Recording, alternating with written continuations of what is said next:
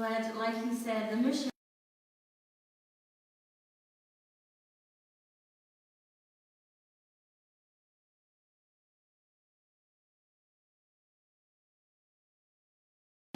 God has commissioned us to shape the culture, to be the head and not the tail.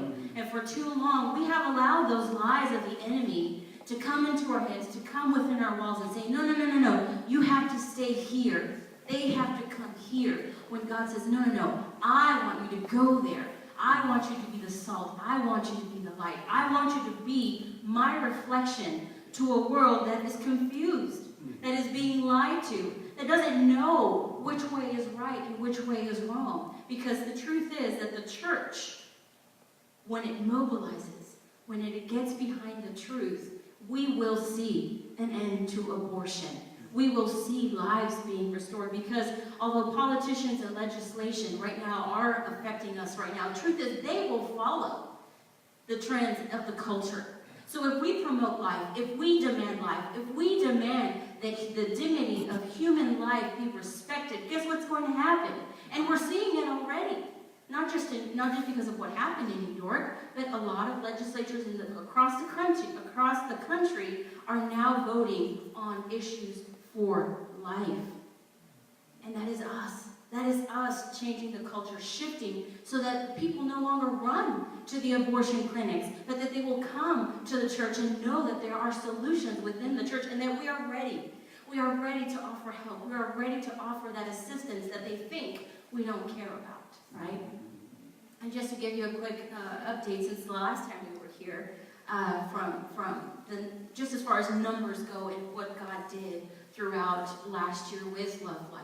Before, just to give you a little bit of background, before we started doing these prayer walks in July of last year, hardly anyone was going to these abortion clinics to pray and to intercede on behalf of the children, of the unborn children. There was probably a couple, a man and his wife, and we did have some street preachers that would show up throughout the week and the weekends. But now, because the church has united and mobilized behind this single issue, which is really our number one moral issue, that the country, that the churches want to know more about. So what we experienced was about 3,500 prayer walk participants from 14 different churches. And we also had 36 families who chose life in Greensboro because we showed up, because we were there week in, weekend out. And it is such a wonderful testimony. And I can say now that for this year, we have 55 churches, of which, of course, we have some repeats like you here. And we've also had about 14 families choose life, just since we started in February. And we're only getting started, right? Because this is a 40-week journey of hope. Why 40 weeks? Because that's the term of a pregnancy.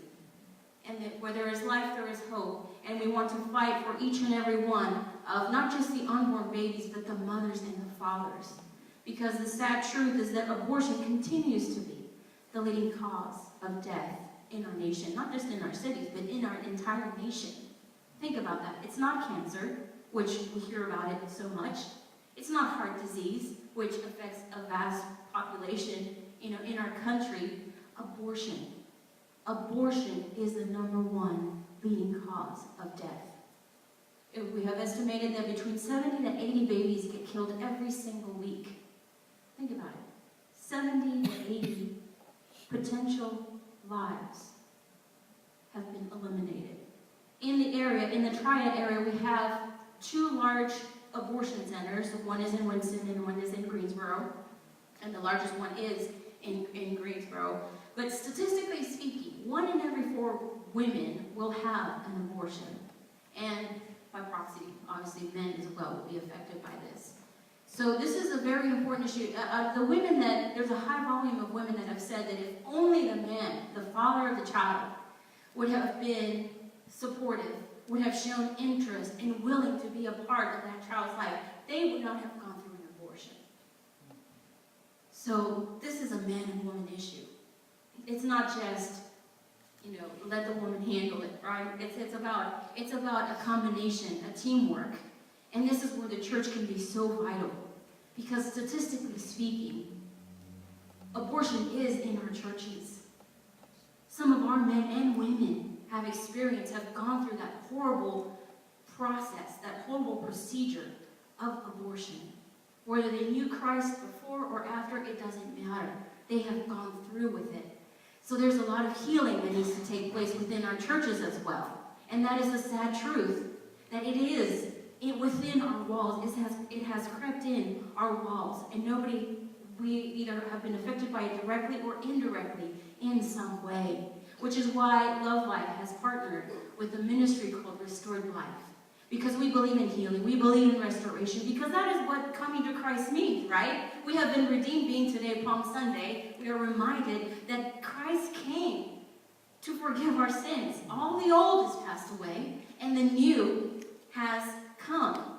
The new what? The new life, the restored life, the healed life, the one that no longer needs to live in shame and condemnation because of something we may or may not have done in our past, but because we have redemption in Christ, we can now have a better life in Him, in His power.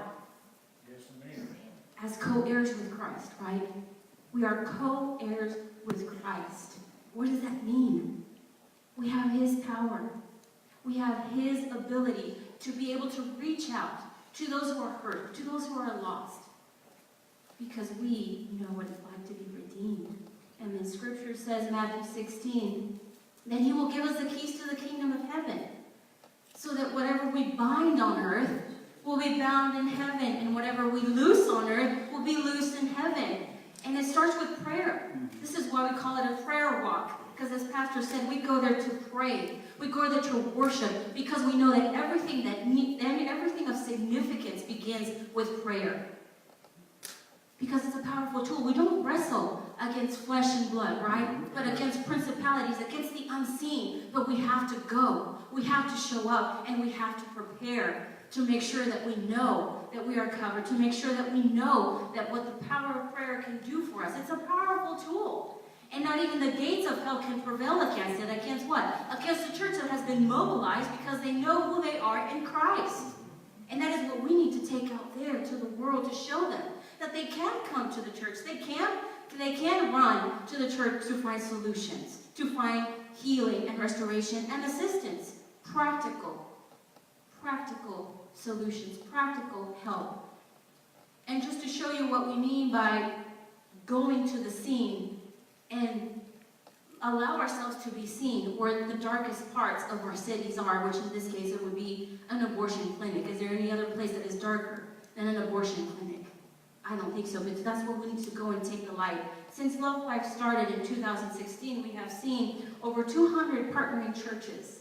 Over 40,000 people have prayer walk with us. 1,300 families have chosen life, and that's between the Charlotte, the Triad, and the Raleigh area. We have seen a significant drop in abortions on Saturdays and Wednesdays, and of course that is when people come to pray, when they fast and they pray. That is not a coincidence. We have seen over 22 abortion workers leave or feel convicted to leave the abortion industry, to no longer work in these clinics that promote destruction and death. And over 450 people have connected beyond the prayer walks. And I will share with you a little bit more what that all involves. I know some of you, I see those lovely blue shirts.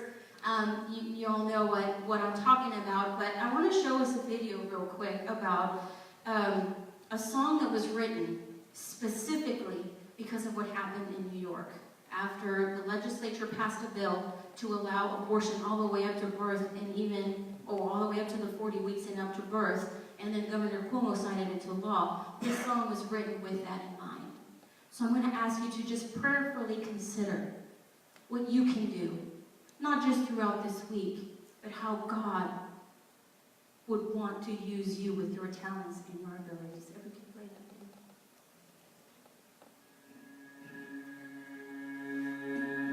For the one whose song we won't hear, for the one whose voice disappeared,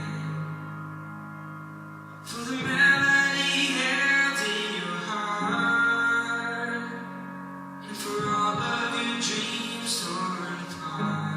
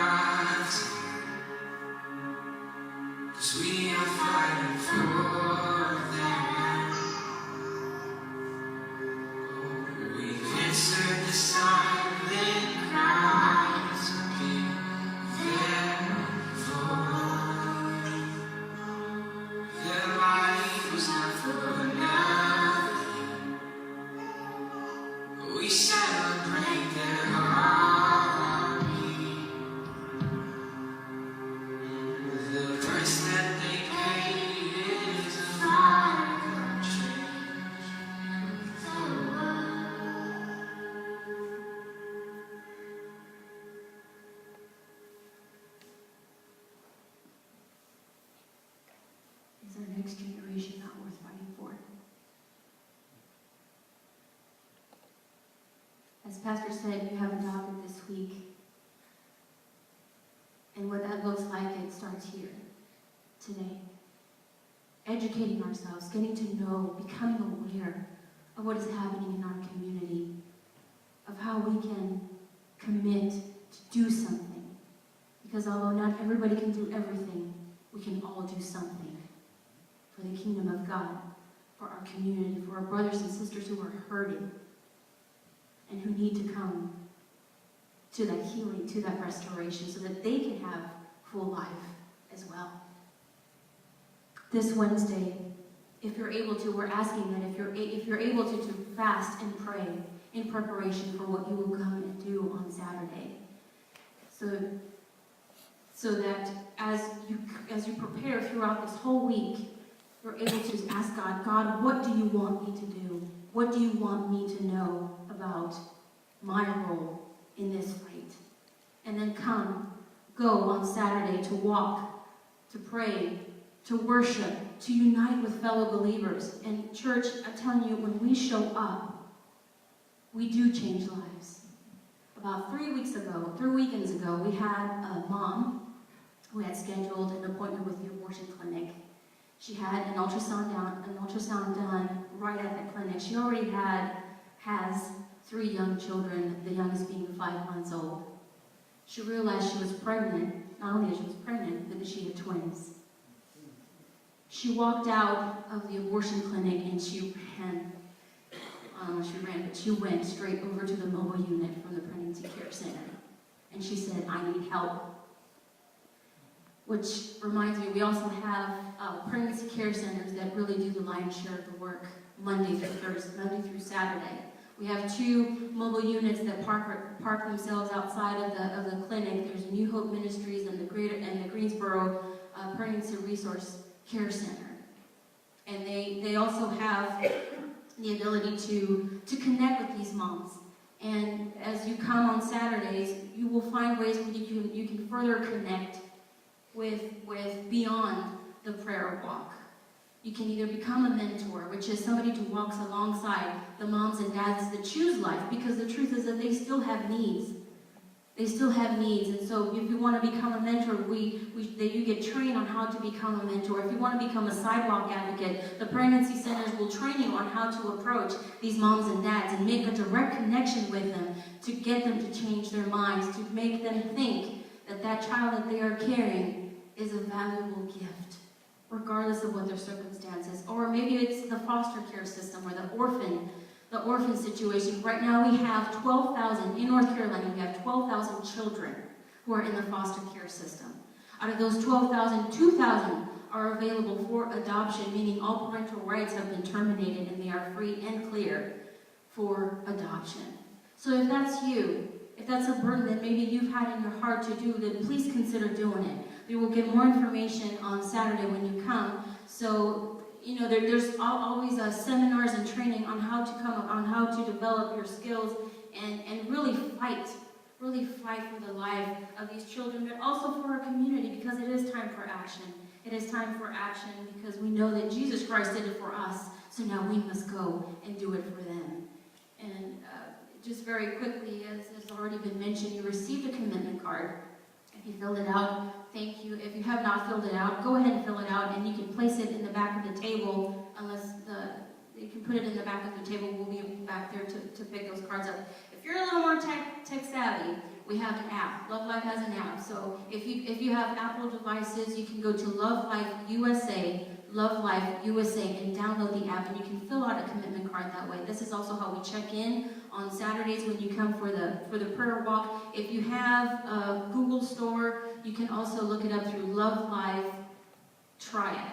Love Life Triad. Love Life, it's a little bit different, but it's still the same app and it still works the same way. And then there you'll have the code of conduct, the vision, the mission statement, some testimonies and stories and how you can further connect. So we thank you for this opportunity to join us in the fight as you hear, pray, go, and connect and fight for our community, fight for the life of our country.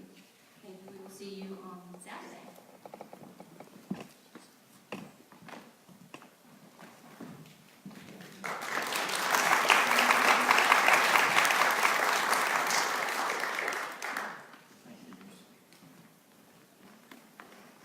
For years and years, I've heard people talk about if Jesus was here today, where would he go? I've heard people say, oh, he would go into the bars, and because that's where the lost people would be, and all of those type of things. But how many of you believe that if Jesus was here today, he would probably be standing outside that abortion clinic, with his heart broken, reaching out?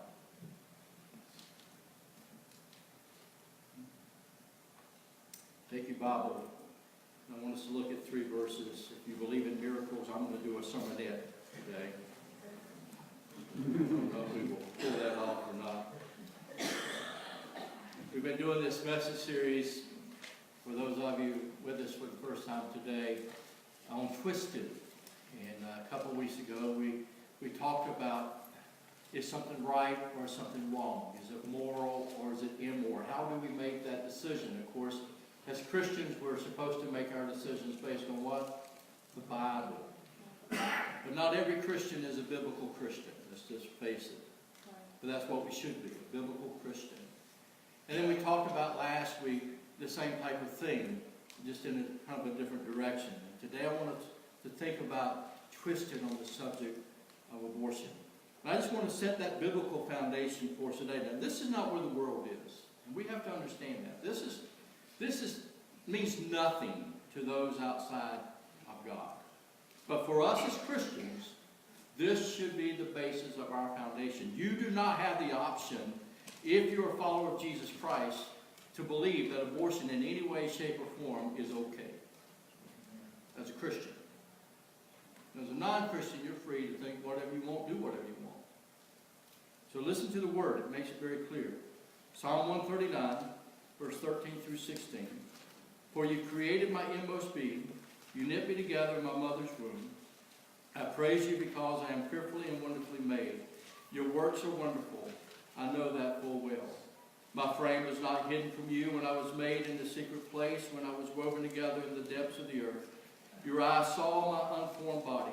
All the days ordained for me were written in your book before one of them ever came to be.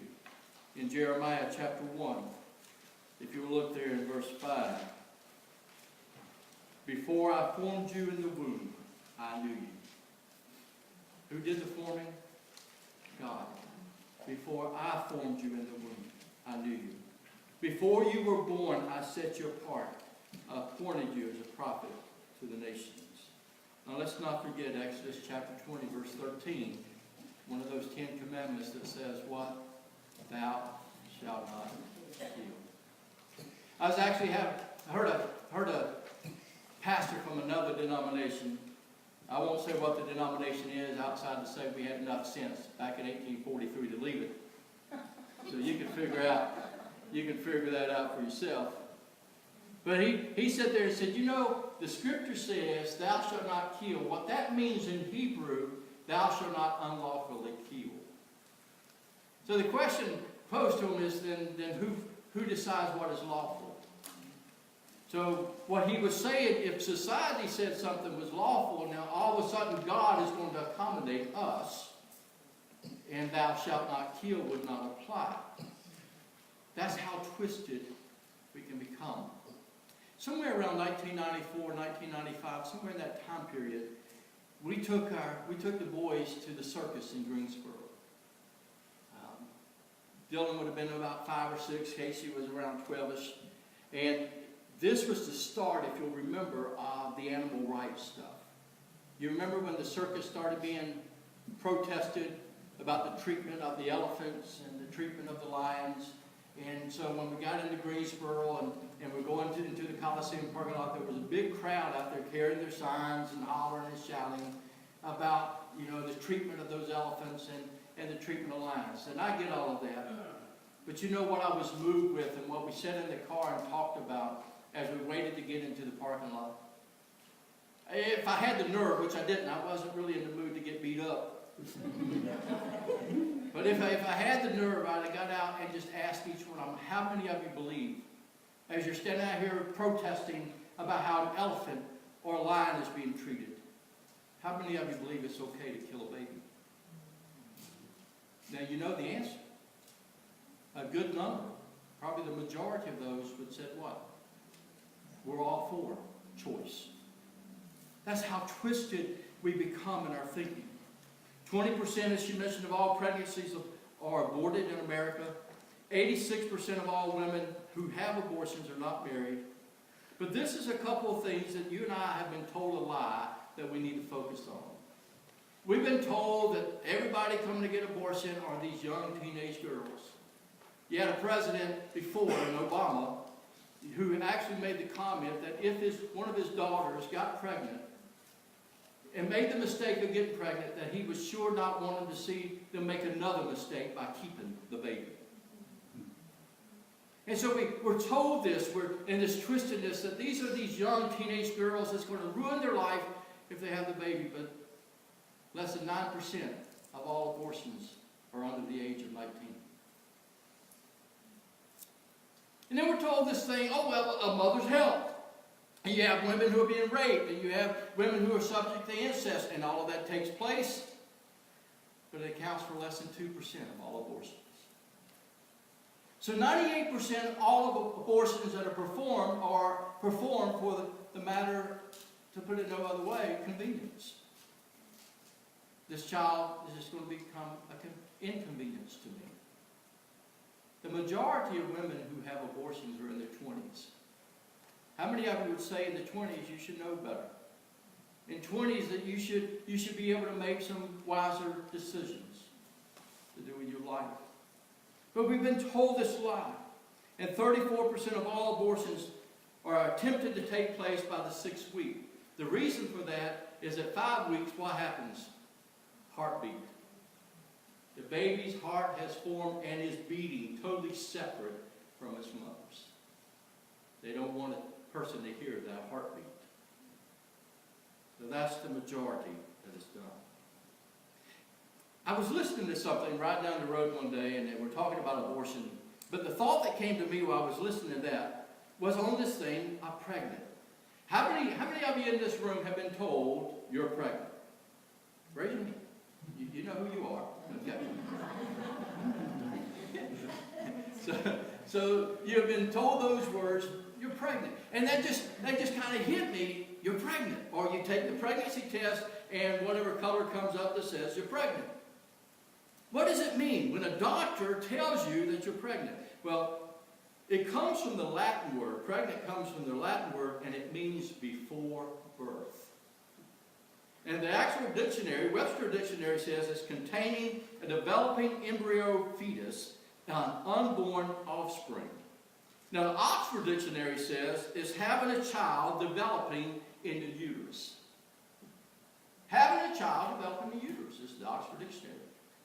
But what does the medical dictionary say? So the medical dictionary, Stedman's dictionary, medical dictionary says being pregnant is carrying a developing offspring in your body. And the straight out medical dictionary, which is called the medical dictionary, is like Webster's. It says it's the state of carrying a developing fetus in your body. Here's the catch. Both with Webster and with the medical dictionary, you need to look up the definition of fetus.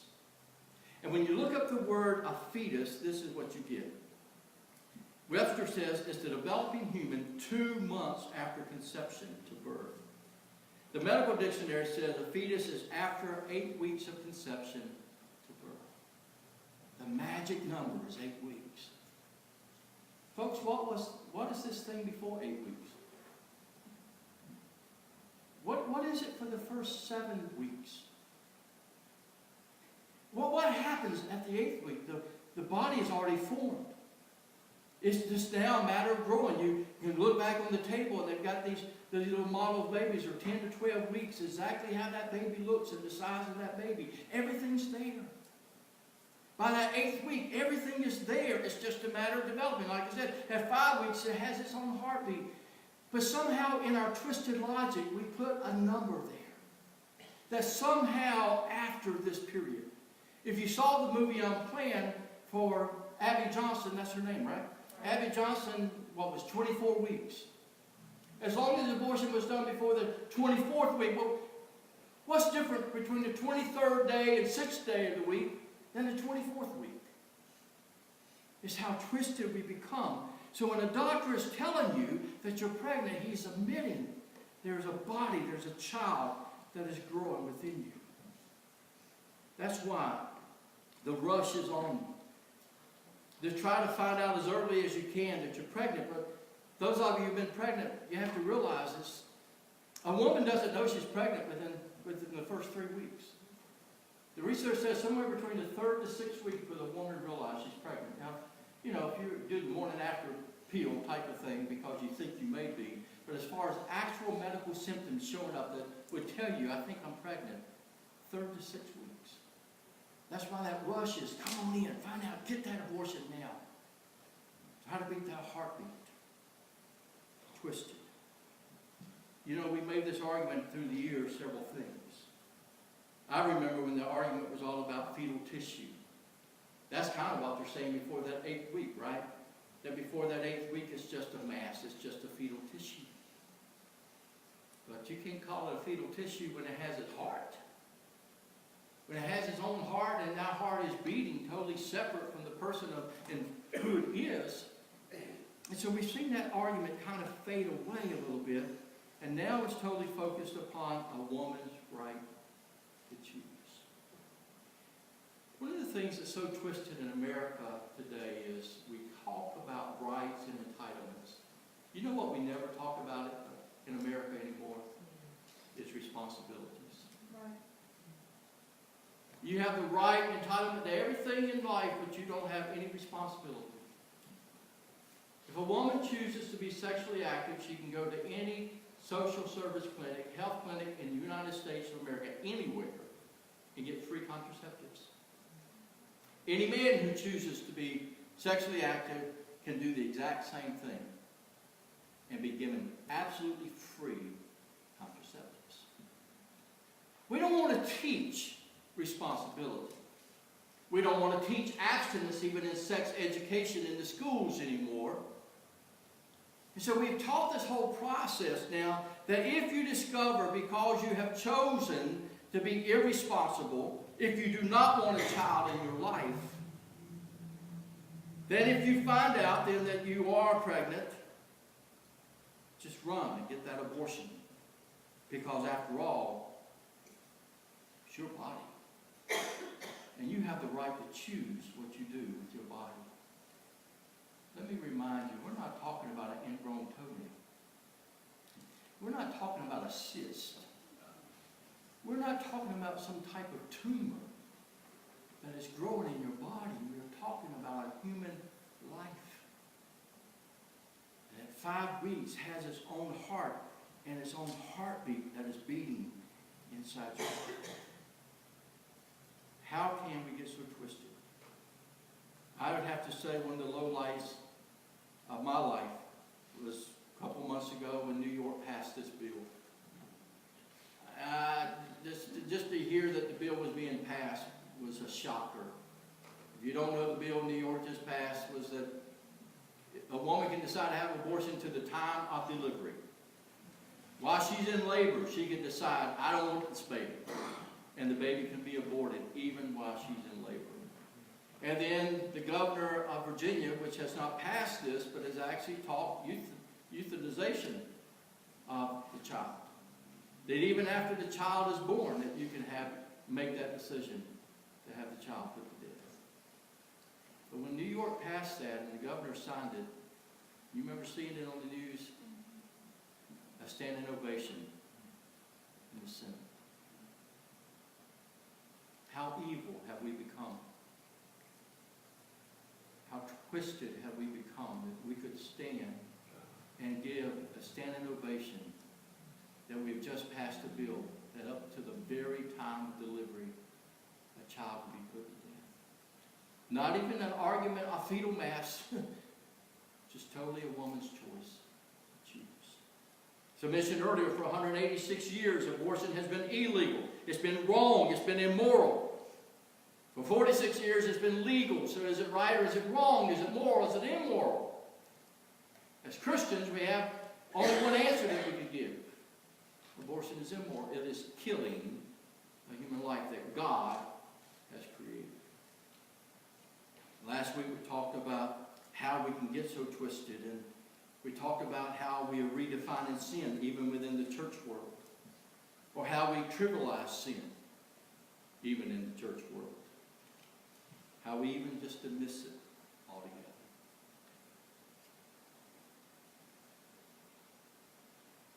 You know, at the bottom of all of this argument is this. We are people who are rejecting and or ignoring God. And if you're ignoring God, then you're rejecting God. And we're doing it within the Christian church as well, because 34% of all women who have an abortion go to church. 34% of all women who have an abortion go to church. As biblical Christian, life begins at conception. The Bible gives you no other option to choose. As a non-Christian, then that's how you can come up with whatever nonsense you need to come up with to justify, rationalize whatever it is that you want to do. But we don't have that option. If you're here today and you've had an abortion, God can forgive you. And God can restore you just as with any sin. If you're here younger, then then it's about making the right life choices to begin with, that you don't find yourself in a compromise situation. But I want to close my part today with giving you two challenges. Number one is come Saturday. Come Saturday. If you've never been, because think about how old you are. How many of you have ever even seen an abortion clinic? Raise your hand. It's only those really who've come out, for the most part. So it's something that takes place. It's taking place right in our own backyard in Greensboro for this area. Take exit 150, Searcher Cycle, medical waste disposal, exit 150. You'll see the smokestacks to your right of the interstates. That is the medical waste disposal for 20 states of aborted babies. For 20 states, they come to Haw River, actually that would be Graham, come to Graham and incinerate these unborn aborted babies. You pass by and you see that steam, that smoke coming out of the smokestack right here in your own county. That's taking place. You owe it to yourself as a Christian to come and to take a stand, to see it, to at least see it, to come face to face with evil.